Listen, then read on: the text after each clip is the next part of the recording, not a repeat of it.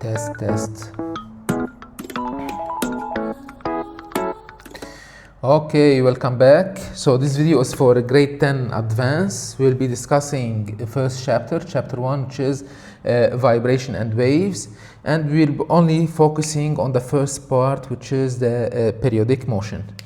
So here we go with our first slide. So talking about the periodic motion, first let's discuss what we mean by this periodic motion. Periodic means something that's repeating on and on. Okay, motion of course means a movement, as you see here in this animation where we have this swing, or we can call it a pendulum that's coming and going. Okay, so this is a motion at first, it's moving, and it's periodic because it's repeating itself on and on. So as an example of this, as discussed in the book, is the pendulum. Okay, so when talking about a periodic motion, so of course we'll be talking about a pendulum. We have other examples as well, which is the guitar strings. I will show you.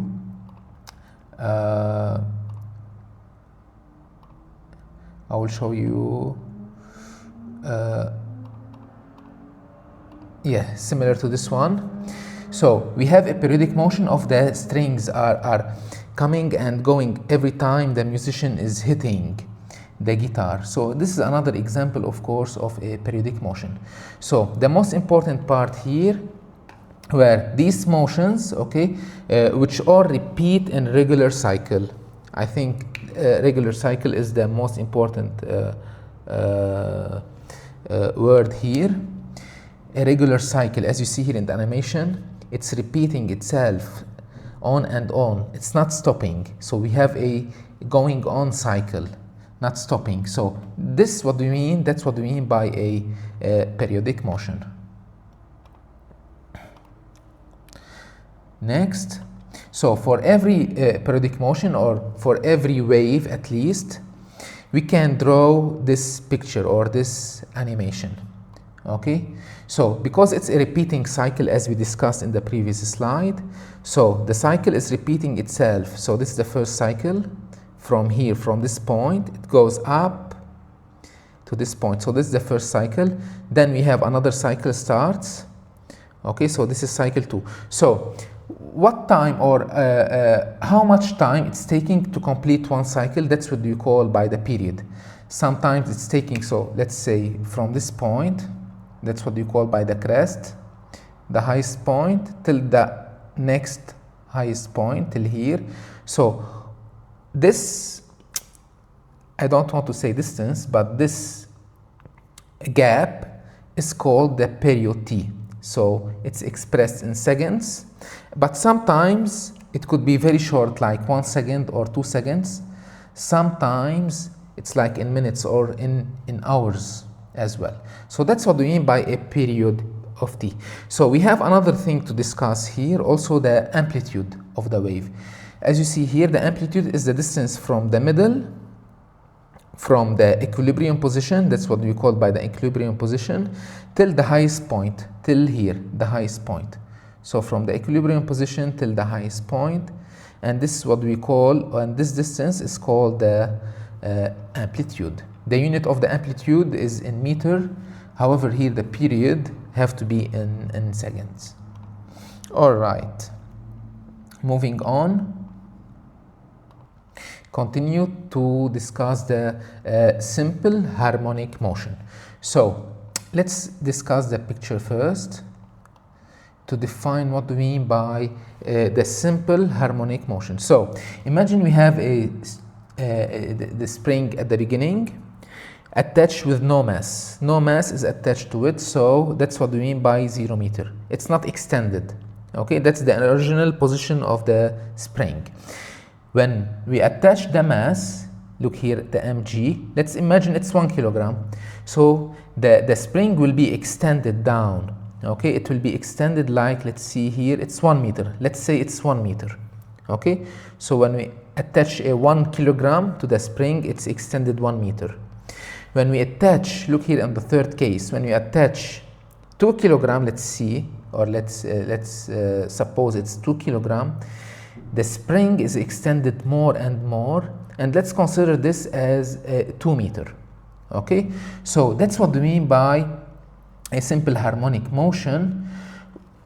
Every time the spring is extended, whenever we leave it, it will start to go up and then will go down again, because of what we mean by the restoring force here.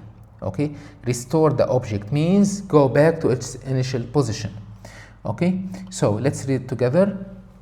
So here, any system in which the force acting to restore an object to its equilibrium position, and that's what we mean by a simple harmonic motion.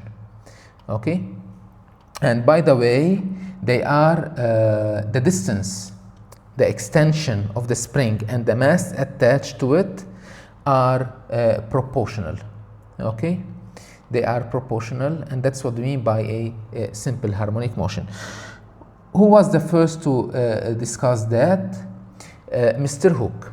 Okay, Hooke is a name of scientist who described this approach, the relationship between the extension of the spring and its force, in this case the force of gravity, which is pulling the spring down. So the force exerted by the spring is directly proportional, as we saw in the previous example. When we attach 1 kilogram, the spring is extended 1 meter. When we attach 2 kilogram, it's extended 2 meter. So this proportionality is discussed by Hooke's law. So again, the force exerted by the spring is directly proportional to the amount the spring is stretched. Stretch means extended, okay, becoming longer. Okay, that's what we mean by Hooke's law. Also, according to Hooke's law, we can write this equation where F means the force, okay, the force is proportional, as we discussed before, it's proportional to X. X means the extension of the spring, okay, but that's not enough. We have another factor, which is K. K is known as the spring constant, as you see here. K is the spring constant, okay. Its change depends on the spring. As we see here, we have multiple springs. Each one of them has different K. K represent how strong the spring is. If it's tough, so we have a higher K. If it's weak spring, so we have a small K. So the force now, the force is equal not only to X, it's equal to a factor called K multiplied by X. And X, we mean by X, it's the extension of the spring. And why we have minus, by the way? Because every time you are trying to compress the spring, imagine this, every time you are trying to compress the spring will pull you off, okay? Trying to put your hand away, okay? And the opposite, if you are trying to stretch the spring will bring you back again to its initial position. So this opposition, okay, it's the reason behind this minus. All right, so now we define the equation of Hooke's law, where the force is equal minus kx. Now we have this table. We are trying to draw the line of best fit based on this table. So if you look here, starting with 0 and 0, okay, that's what we mean by this point here. Let's put the point, it's here, the origin, okay, 0 and 0. Second value that we have, if we attached, look at the second value, if the spring stretched by 0.03 meter, let's make this bigger so you can see it better. Okay, so if the spring is stretched by 0.03 meter, I think it's here, the force will be 1.9 Newton. So it will be a little bit lower than 2 Newton. So the second point is here. Okay, that's approximately the second point, if you can see it. And we continue putting the value on the graph. So for 0.06 meter, I think it's here, yeah, the force is 3.7 Newton. It's a little bit less than 4. Okay, so this is the third point. And we draw the line. That's the line that we can draw here. Okay, this is the line. Okay, the slope of this line, remember in grade 9 we studied this. How to calculate the slope of this line? We are taking two values. So here we are taking the value, let me write the equation of the slope first. So equation of the slope, let's write it here. So where we have m, consider m is the slope, it's delta y over delta x, or we can write y2 minus y1 over x2 minus x1. Here we are taking two values. They choose two values. They choose this value here, where its coordinate system, where the y of this point is around 8, so this is 8, and the x of this point is 0.12. Okay, so that's the first point. Okay, so y2, which is 8, minus y1, the second point, is here around, it's 4. They choose 4 as the second point. So we can write 8, it's y2 minus y1. We are on the y-axis. So it's the bigger one, 8 minus 4, over x2 minus x1. So which is 0.12 minus x1, which is 0.06. Okay, so it's 0.12 minus 0.06. Okay, and the value is equal to 67 Newton meter. So that's what we mean by K in this case. That's K. Okay, that's what we mean by K. Okay, remember the equation where F equal Kx. Okay, we have F here on the y-axis. So F is on the y-axis, equal K, which is the slope, multiplied by x. X is the extension. Okay, m is the slope again, and that's how we calculate the slope in this case. Great.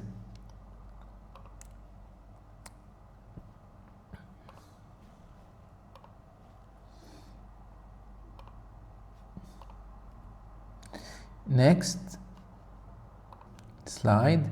So we're still talking about Hooke's law and real springs.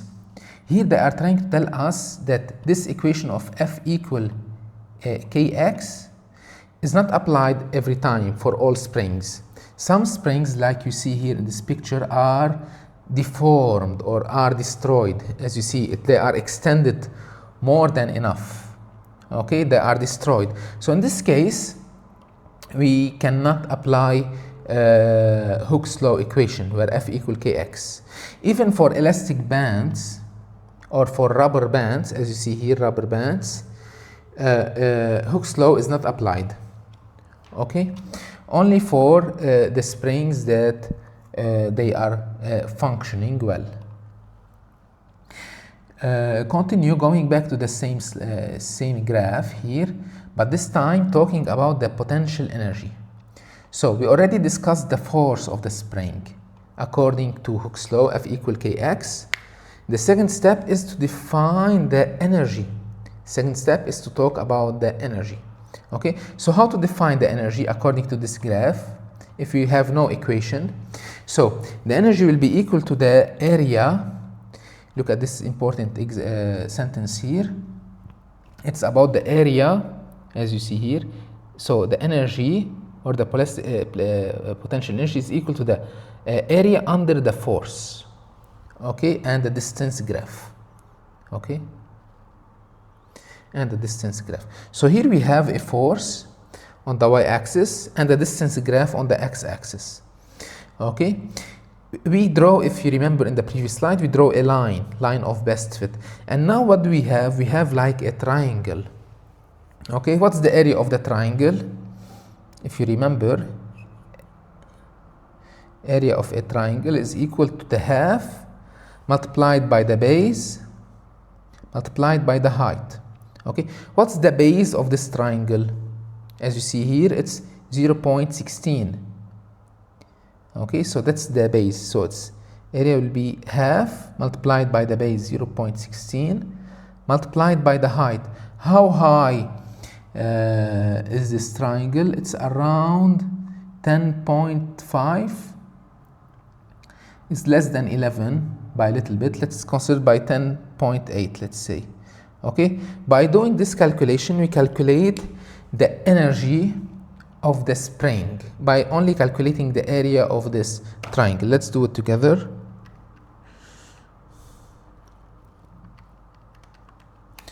So it's around 0.8 or 0.9 joule. Okay, unit of the energy, of course, it's joule. All right, so that's the first way to calculate the energy. Okay, also we have another way, will be discuss it here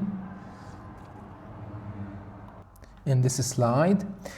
This is the other way, by the way, to calculate the energy. So instead of calculating the area, here we have an equation where half equal kx squared. Again, k is the spring constant and x is the extension of the spring, how long the spring is extended.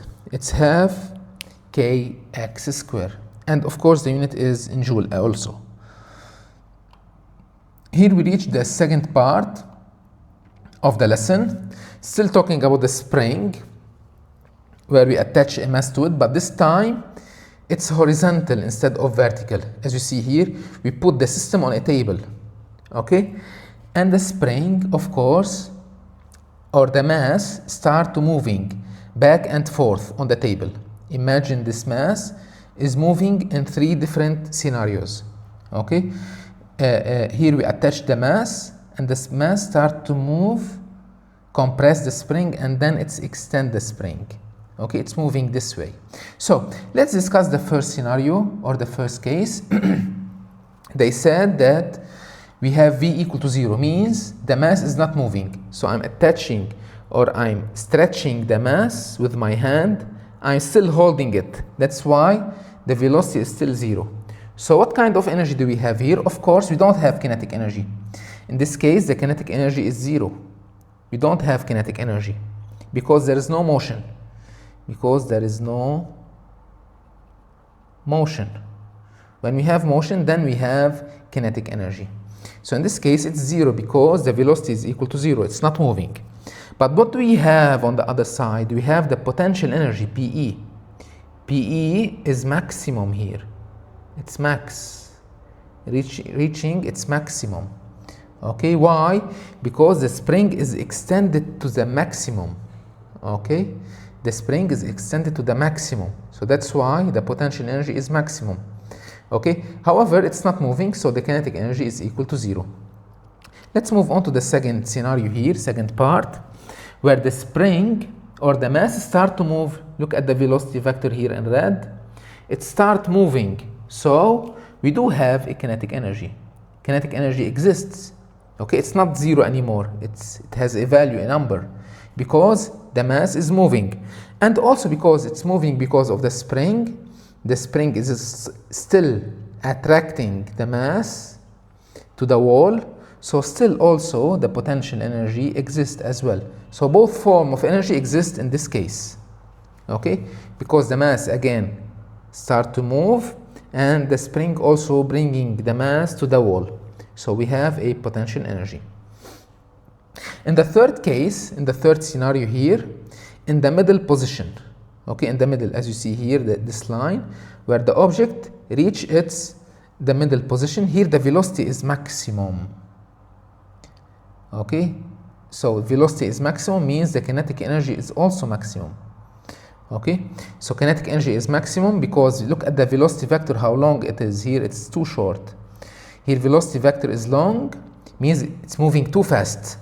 So the kinetic energy is too big. But in this case, the potential energy is equal to 0, because all the energy is transformed or transferred to what? To the kinetic energy form.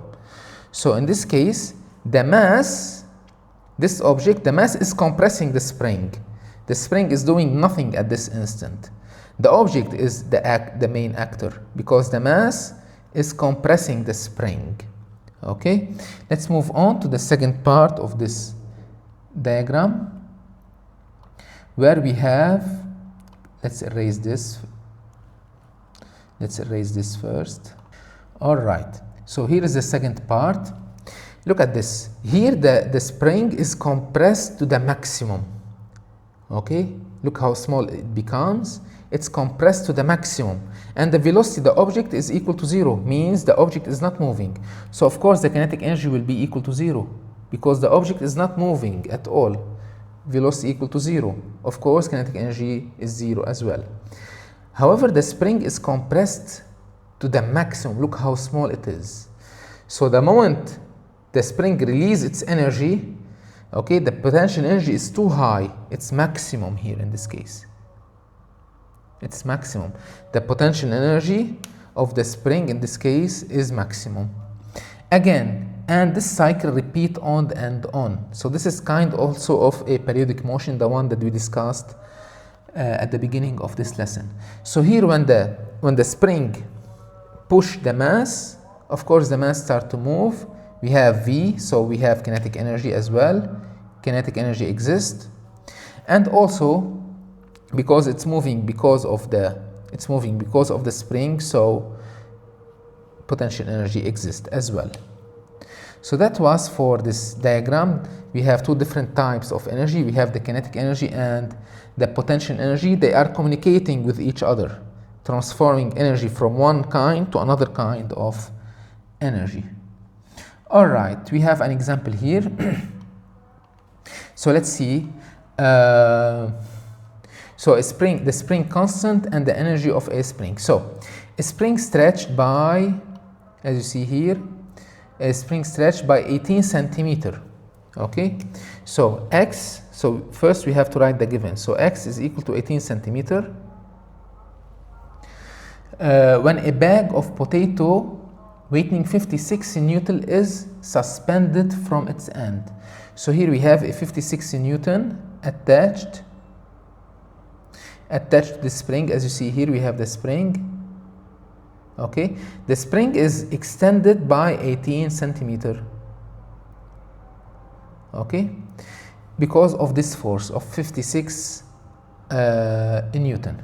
Okay, determine, first question, we have to determine the spring constant. So we have to calculate K. Okay, so according to what equation you think we can calculate K?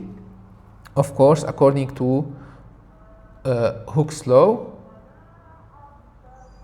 where F is equal to Kx, K multiplied by X. As you see here, what are we trying to calculate here? We are trying to find K. So K will be equal to F over X. F divided by X. F again is given here. It's 56.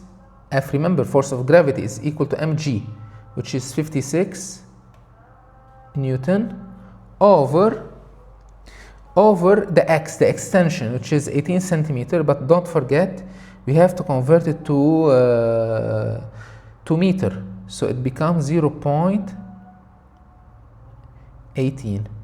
So by doing that on the calculator, we got 311 Newton per meter. So that's the spring constant in this case. Yes, so moving on. Next example.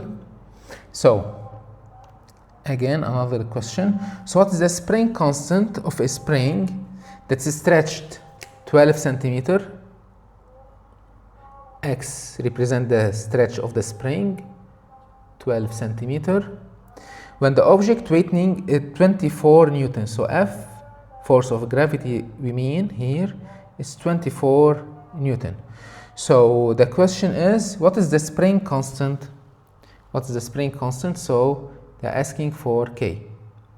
So similar to the previous question, we are applying Hooke's law, where F is equal to K multiplied by X.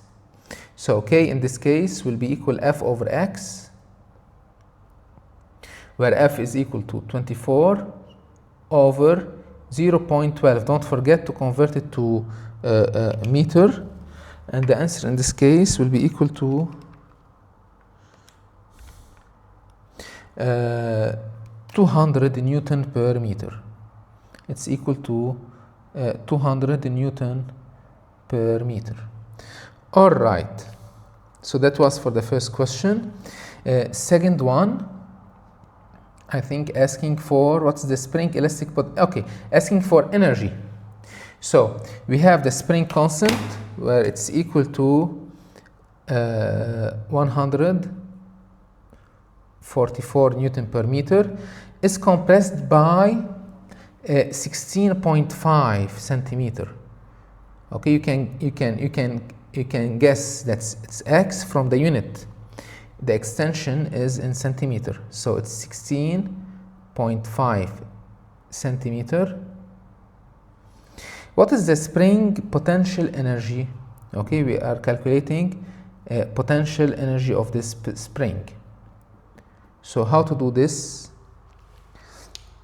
Can we calculate it from the area? Remember, I told you we have two ways, either from the equation or from the area. Here we don't have a graph or area, so we have to apply the equation. If you remember the equation where the potential energy is equal to half K x square. Okay, half K x square.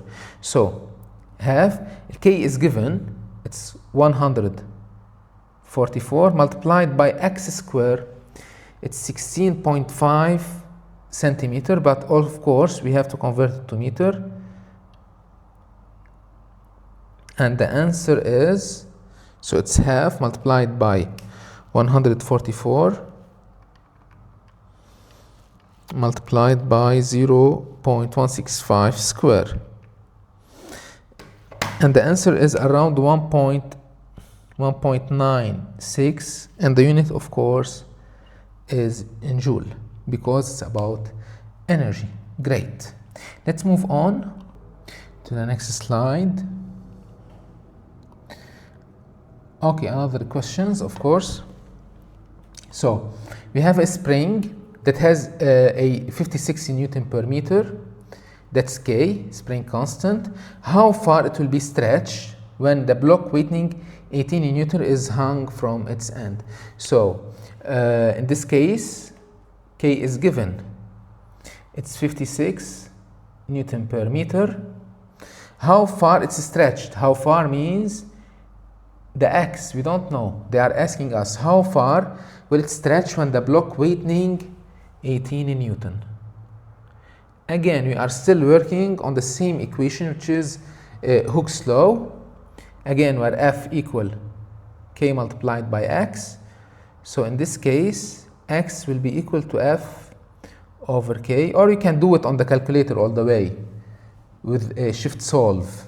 So F will be equal to 18 divided by 56. 18 divided by 56, and the answer is 0.32 meter. Okay, that's the extension, or how far the spring will be stretched. Question number 4. So that was for question 3. Now for the next question, the spring has a spring constant. So here we have question 4. Spring constant of 256 Newton per meter. Okay, how far must be stretched to give it an elastic potential energy of 48 joule? So here we are using a different kind of equation. It's 48 joule, and asking also the same question, how far? How far? We need to calculate x. That's what we mean by how far. So what equation you think we have to use here in this case? Here we can't use Hooke's law. We cannot use this equation, Hooke's law, F equal kx, because F is unknown. We don't know F. Here F is unknown. We only have the potential, we only have the spring constant and the potential energy. X is not given. So we rely, or we go to the main equation of the potential energy, which is half kx square. Here is the unknown, x is the unknown. Okay, PE is given, potential energy is given, it's 48. K is also given, it's 256. So we can apply it, you can apply it all the way to the calculator, or you can do it like me here, step by step. So in this case, x will be equal 2 multiplied by the potential energy divided by k, spring constant. All of this will be square root, because we have to get rid of the power of 2, we do the square root. So, and the answer again from the calculator will be equal divided by 256, and the answer is 0.612 meter. All right, so of course the unit is in meter, because talking about a distance, how far. Okay, how far must be stretched. So it will be stretched 0.6 meter. Moving on to the next slide. Here we have another question as well. All right. So a car of mass m at the top of the hill, as you see here, we have a car at the top, top of the hill of a height h, rolling without friction, no friction, okay, no loss of energy, into a crash barrier located at the bottom of the hill. As you see here, that's the crash, that's the spring. The crash barrier contains a spring with a spring constant K here, which is designed to bring the car to rest with minimum damage. Okay, so the car will fall down, hit the spring, and then it will go up again. So, question 1. Determine in terms of m, h, k, and g the maximum distance x the spring will be compressed when the car hits it. So, the car moving down hit the spring, of course the spring will be compressed. Okay, by how much distance it will be compressed? We don't have values here. That's why they're asking us to determine that in terms of m, h, and k, and g. All right, so let's distinguish here two positions in this question. We have position 1, where the car is at the top, and we have a position 2, when the car hits the spring way down. So what kind of energy do we have in position 1? So in position 1, again, we have, look how high the car is. It's still didn't move, okay, but it's very high from the ground. So we have gravitational potential energy, if you remember, gravitational potential energy, which is equal to mgh, mass multiplied by gravity multiplied by the height. Okay, so that's what we mean by equal mgh. Okay, so that's the energy, gravitational potential energy of the car in position 1.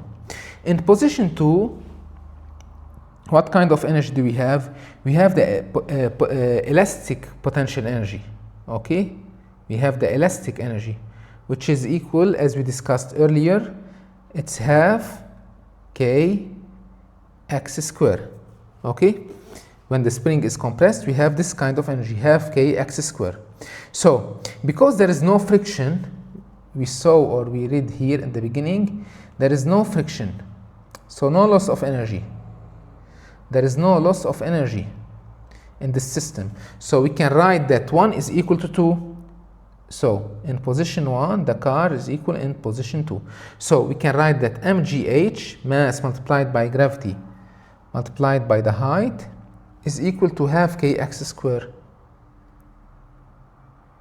So here what they are asking for, to determine the maximum distance x the spring will be compressed. So we are looking for this term x. We have to write it based on these terms m, g, h and k. So of course we want to keep the x on one side, so it will become 2m g h, 2 is multiplied by mgh divided by k, because we divide by k, and don't forget the square root. So that's how we express x in terms of m, g, h and k. Okay, don't forget here they didn't provide values, only in terms of these parameters. All right, moving on to question number 2. If the car rolls down a hill that's twice as high, so imagine that this h is way longer again, okay, by what factor will be the spring compressed increase? So if we have a bigger h, higher h, of course the potential energy will be more, and the gravitational potential energy of course will be more as well. So if it's double, how much this will affect x? That's the question. If h is double, how much this will affect x? So if we are focusing on this term, the h, so instead of h we are putting 2h again. So instead of h and this, so that's for question 1. Now for question 2 here. Okay, so instead I will write again x. So this is x2, I will call it x2. So this was for x1, question 1. Now x2, it's the same, it's a square root of 2mg, but instead of h, it's double. So it's 2h over k. Okay, so what is the difference between these two equations? 2mgh over k and 2mg 2h over k. So it's 2, the 2 is the difference. So the difference is 2, but don't forget there is the square root, so it's square root of 2. That's the difference between both equations. So again, if h is doubled, so x will be multiplied, x2 will be square root of 2 multiplied by x1. So that's the difference between both of them. All right. Again, we continue with question 3. What will happen after the car has been brought to rest? So the car goes down, hit the spring. So what will happen after this? The car will go up again, and then this cycle will repeat itself on and on. Why? Because again we have no friction. There is no friction. They say without friction. We don't have a friction. It's without friction. So this cycle will repeat on and on and on. All right. To the next slide. Okay. Still talking about the pendulums. So the simple pendulum. So what do we mean by a pendulum?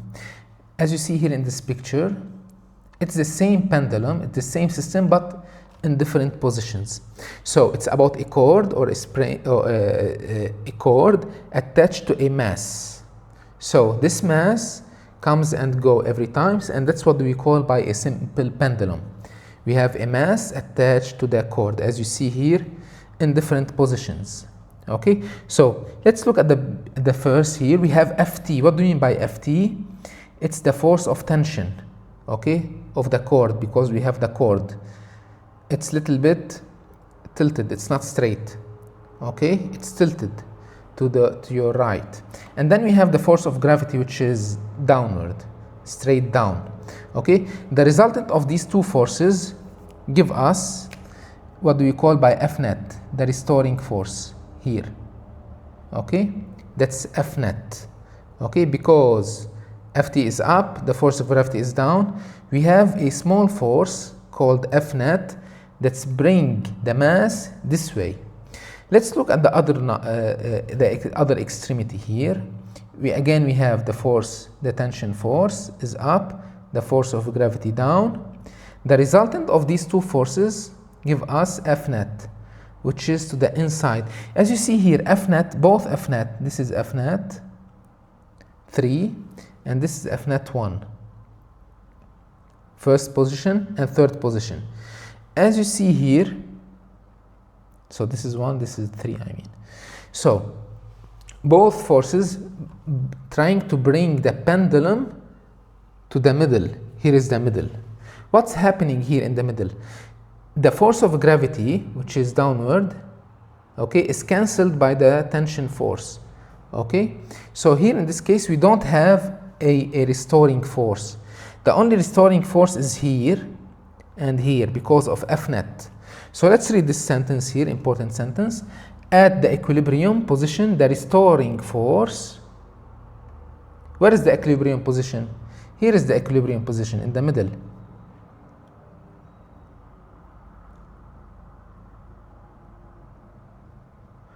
In the middle we have the equilibrium position. In this position here and here, we don't have equilibrium position. Okay, only in the middle. So what's going on in the middle? The restoring force is 0. We don't have F net. So here in this case, F net only at this position is equal to 0 in the middle. Here F net, let's write it here. I'll write it here up. So here in this position, F net is 0 in the middle only. Okay, and the velocity, and don't forget also the velocity is maximum. Here in the middle, velocity is maximum only in the middle, only in the middle. In the other two ways, here in the other two extremities, here the velocity is equal to 0. Okay, here the velocity is equal to 0, and here again also the velocity is equal to 0. In the middle the velocity is maximum, but the F net is equal to 0. That's the difference. So I'll write it here. At the equilibrium position, the restoring force is 0, but the velocity V is maximum. Okay, only in the middle. All right. Moving on.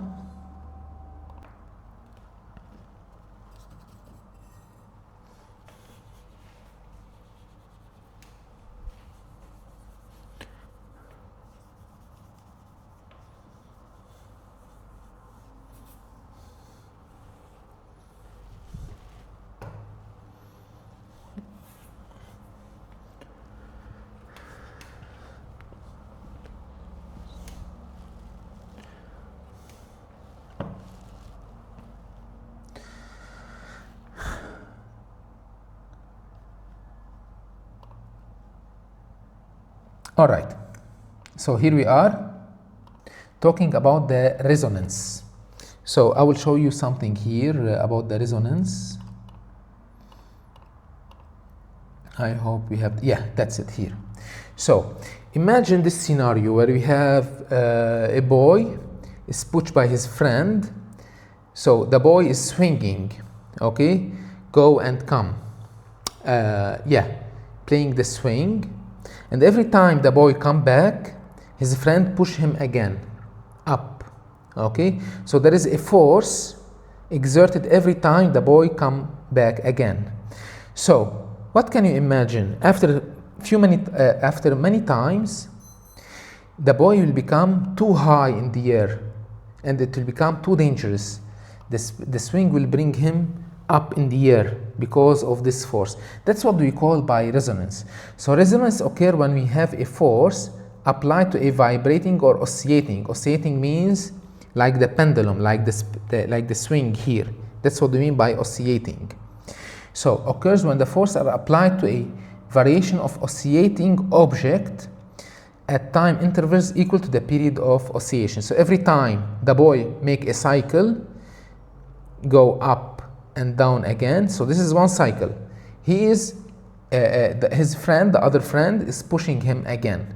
So after one cycle we have a force. After one cycle we have a force. That's what we mean by by resonance.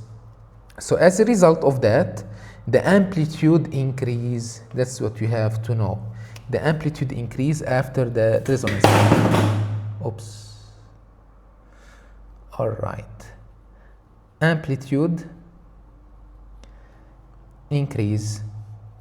Okay, every time we have a resonance. You can look at this picture here, at this image. So we have a graph. So let's see, or let's imagine this is after one swing, second swing, third swing. Look at how it becomes too high here, means it's becoming high energy, becoming dangerous. So after a few many times, the buoy, maybe it will go up, the buoy will goes up and fall down, because it's coming, because of the resonance, the buoy will go up and fall down. And that's what we mean by resonance. Okay, as a result of that, the amplitude increase and it will become dangerous. All right. So we'll be finishing with this example about the pendulum. We have a pendulum with a length of 36.9 centimeters. So that's the length of the pendulum.